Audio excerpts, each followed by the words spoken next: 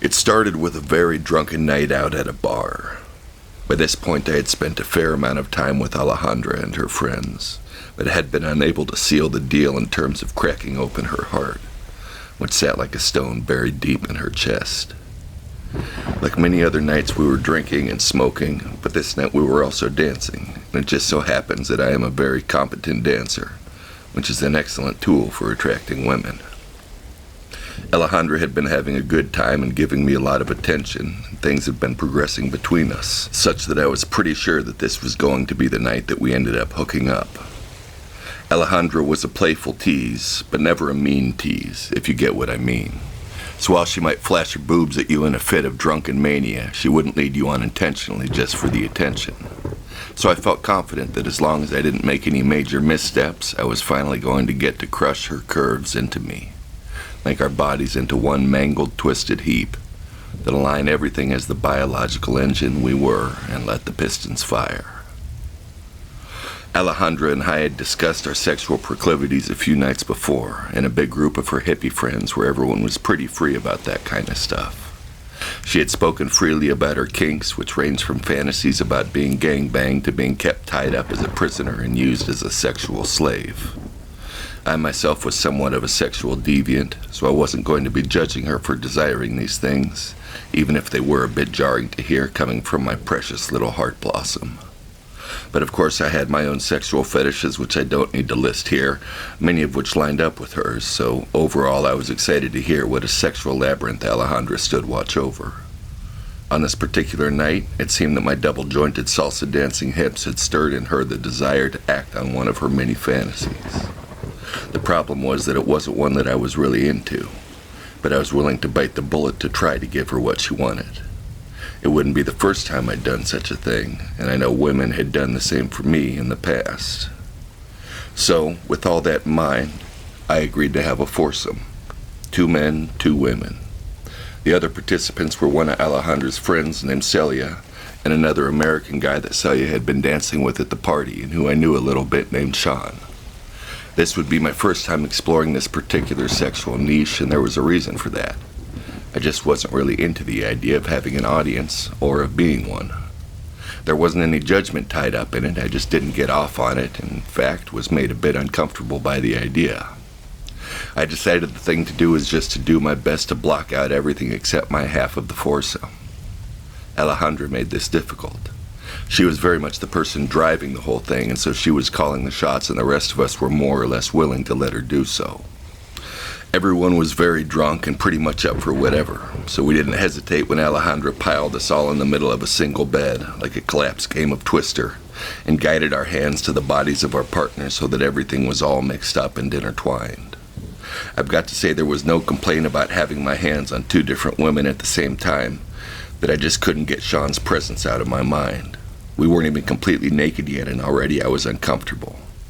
I wasn't a homophobe and didn't have trouble touching guys in non-sexual situations, but for whatever reason this was just sort of a hang-up.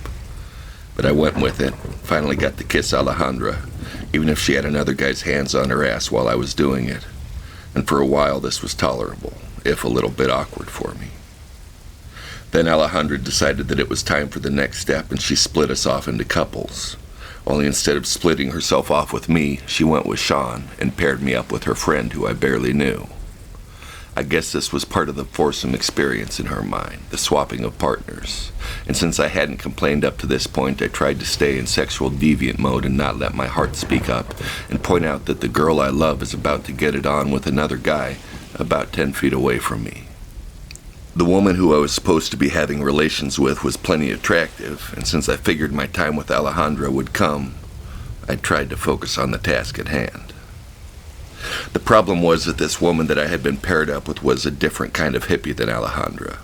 She wasn't really a hard partying, free love kind of hippie. She was more into collecting crystals and doing star charts, and to be perfectly honest, she was probably way drunker than she had any right to be.